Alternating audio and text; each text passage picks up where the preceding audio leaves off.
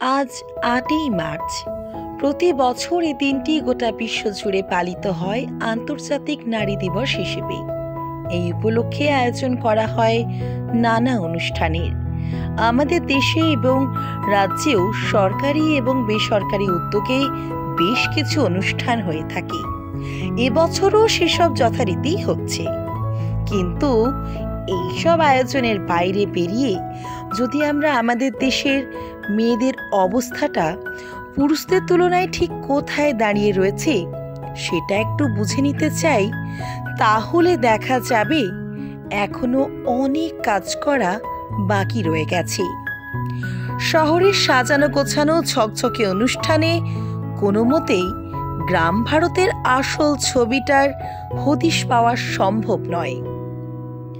আমাদের দেশের সংবিধানে যদিও পুরুষ আর নারীর মধ্যে সমানাধিকার প্রতিষ্ঠার কথা জোর দিয়ে বলা হয়েছে, কিন্তু বাস্তবে সেই লক্ষ্যে পৌঁছানো এখনো অনেক দূরের পথ।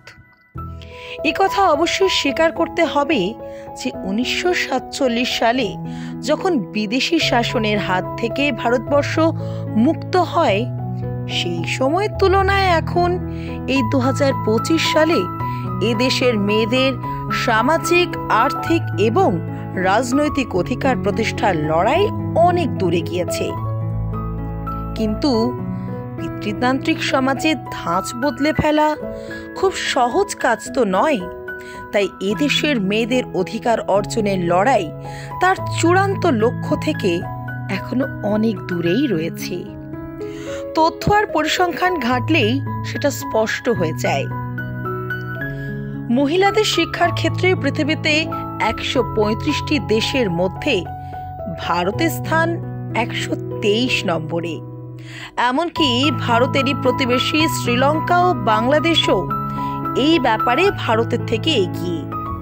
আরও আছে, শিক্ষা ছেড়ে যদি স্বাস্থ্য বিষয়ে নজর দেওয়া যায় তাহলে দেখা যাবে এখনো এই দেশে সন্তানের জন্ম দিতে গিয়ে প্রতি 1 লক্ষ মহিলার মধ্যে মৃত্যু হয় 167 জনের।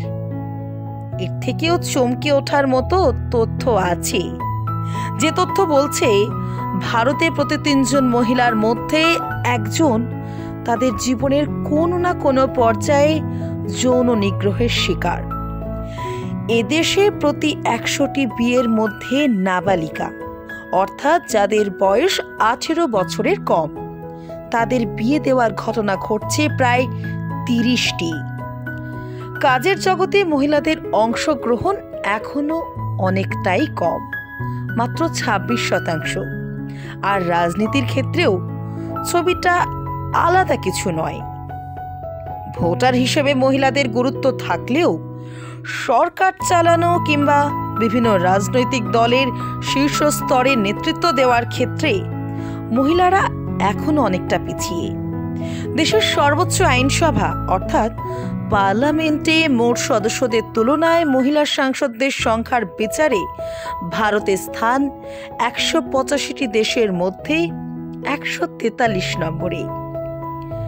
তাই সব মিলিয়ে বলাই যায় যে নারী দিবসে ঝকঝকে শহুরে অনুষ্ঠানের বাইরে যে ভারত, সেই দেশের মহিলারা খুব একটা ভালো নেই। এই কথাগুলো যদি কাউকে একটুও সচেতন করতে পারে তবে সেটাই হবে একটা বড় পাওনা।